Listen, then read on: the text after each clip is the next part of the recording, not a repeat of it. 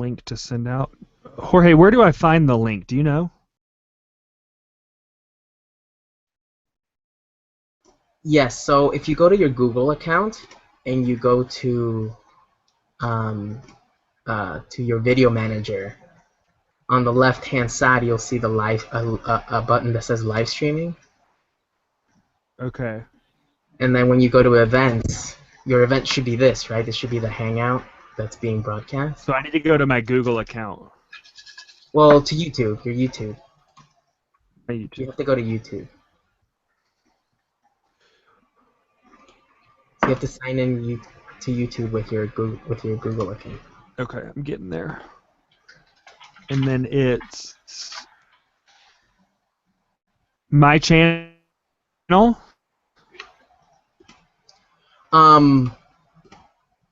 Yes. So and you have to go to your video manager to open up the menu.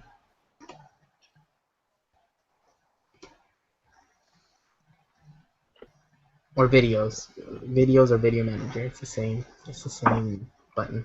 Okay, here it is. I found it. Cool. Let me send this to Susan and Amos, and we'll get started here. Yeah. I don't know if Yeah, I mean if you want to. Yeah, and then okay, Susan cool. wants to post it on the. All right.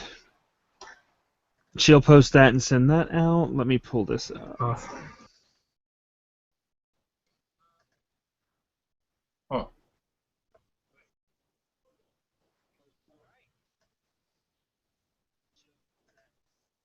Okay, cool. All right, we are live from Conroe, Texas, and this is Reality Rules, and we are bringing you our first episode of Survivor Reelfoot recap and exit interviews. After the first episode that we have, I am here with, of course, our producer Mama S, who's having a little bit of technical difficulties being able to speak with us tonight, but she is here to look at comments and to look at other things, and we are here to talk to and, of course, interview our first evicted castaway from Survivor Reelfoot, Coleman. Coleman, how you doing tonight, buddy? I'm doing all right. How are you doing? You know, I was watching this whole episode tonight, and I didn't know. I had no idea who it was going to be. I talked to Amos. I didn't want to know until it came to it. I didn't want to know who I was talking to, and I was prepping interview questions for Tristan. Like, I was writing out these questions to be able to ask Tristan because I really thought Tristan was going to be going and joining us tonight. And then the vote came out, and the tribes and the votes fell how they did, and unfortunately, you were the one voted out. So we'll get to all that later as we progress with this interview. But I want to start, of course it's an hour episode, and so we don't get to know you enough. So why don't you just tell us a little bit about who you are. Who is Coleman? I'm Coleman Adamson. I am striving to be a musician. What do you play? I play guitar, I play bass guitar, I play ukulele, I play piano. Awesome. And I dabble in a couple other things. Cool. So you find out you're going to be playing in Survivor Reelfoot. You get there. Everything starts. What are your first impressions as you walk into this scenario here? What is your first thoughts? What are you thinking? What was your strategy coming in? Tell us what was Coleman's original thought as the game started. While you're still standing on the mats, looking at everybody, meeting people, what are your first thoughts? Well, honestly, I was just super excited. I was excited to get people on my side and be able to carry forward and see what I was able to do. But it seems I got a little overly excited. Yeah, and that happens, I mean, I play online games. I've never played a live game, and sometimes our excitement and our emotions get the best of us, and that happens. So the game starts, and the twist this week was there was tribe leaders. How do you think, or if you were there, what was the thought process? How were these tribe leaders? Was it just pretty much the first people to volunteer? Was there any thought or talk process? It was the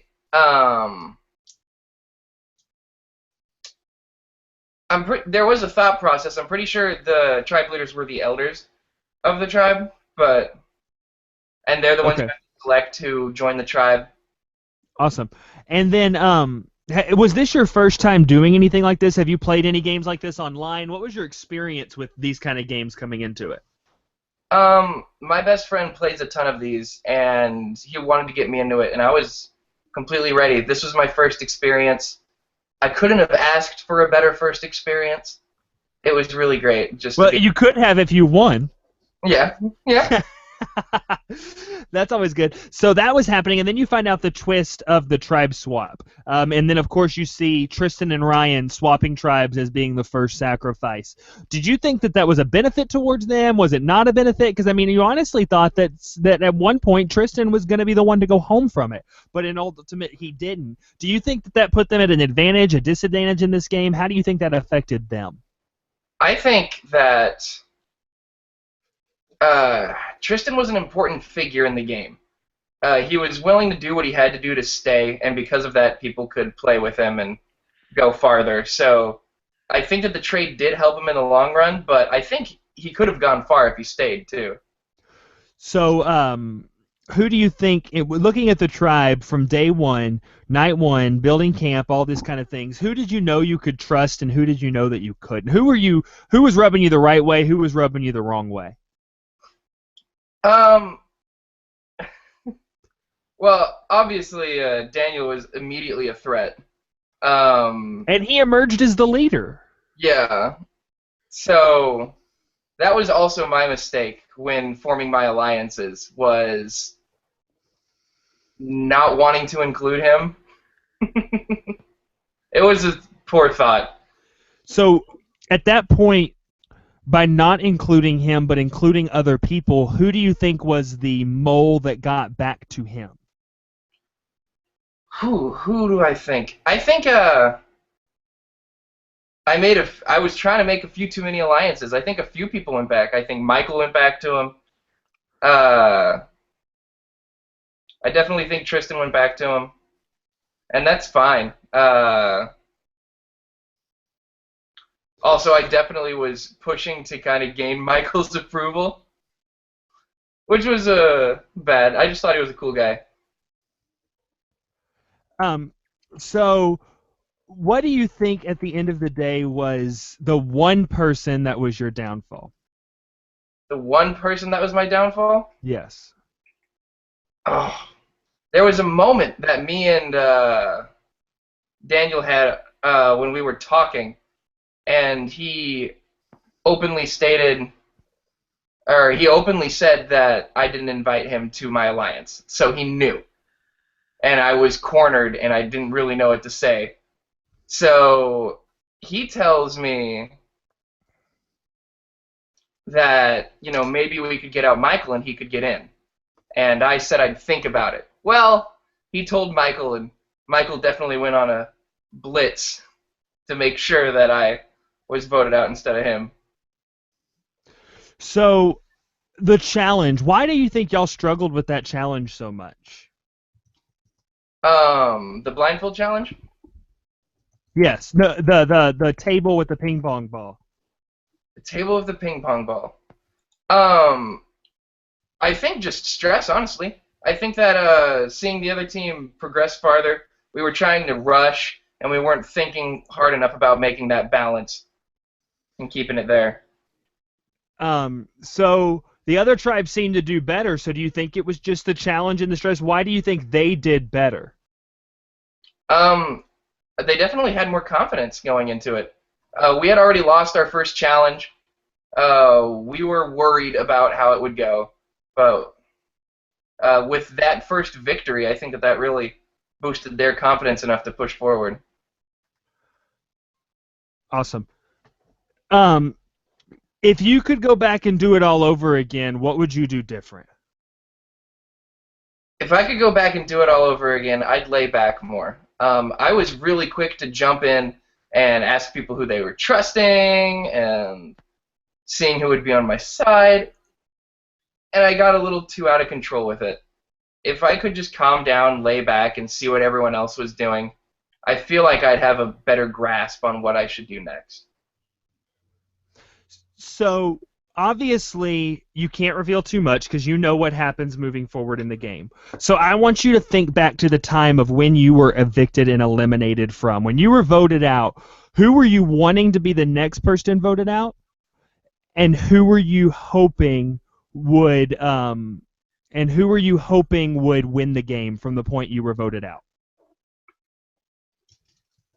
Gosh. Again, don't reveal anything. I'm just saying from that moment you were voted out, what were you wanting to? From the moment I was voted out, I was kind of hoping someone would take on Daniel because everyone trusted him so much going into it, and I knew that that was going to. Well, I figured that that would carry him far, so I was worried about that. And who were you wanting to win? I was kind of hoping Michael would go really far. Do you I want to go back to the sacrifice swap really quick, and then we'll wrap it up. First, no offense, but the first booth, there's only so many questions because I only have an hour of footage to talk about. Yeah, no, that's fine. But why on the tribes for these swaps, it was pretty much whoever volunteered was the one that swapped over. Yeah. Do you think that not volunteering was a downfall? Do you think you could have volunteered and moved to the other tribe and done better? Or do you think that you still would have played the same strong social game and you still probably would have gone? I think I still probably would have gone. I think that overall, I just didn't know how to play an early game, is the truth of it. So it's experience. So that leads me to my final question. If you were given the opportunity to play again, would you do it? Yes, absolutely, I'd play again. And that's what matters. That's what these games are about. We're not playing them on a professional CBS level. We're playing on them at all. I was sad to see you go first because I think you could have done it. But take this as an experience. Take this as a learn and see what you can do from there. Okay, absolutely. Hey, Coleman, we appreciate you having you on tonight. We thank you, and we will be doing another episode at the end of the season, or we'll be bringing everybody back and talking with a big group of you about how the Reelfoot experience was. So we appreciate it. Thank you. Is there anything else you'd like to say going out? I'd like to say thank you so much for giving me the opportunity to be on this show. I appreciated it, and I love all the friends that I was able to make. Awesome. Thank you very much, Coleman. We appreciate it, and we'll see you soon. That's it for us tonight on Reality Rules. We will be back next week, same time, same place. We'll get into a little more recap and strategy once we have a second episode to go with, and then we will, of course, be interviewing the next evicted person, and hopefully it won't be somebody from Coleman's friendships and Coleman's experience. But we will see y'all next week. As always, stay rules, stay reality, and try not to get voted out.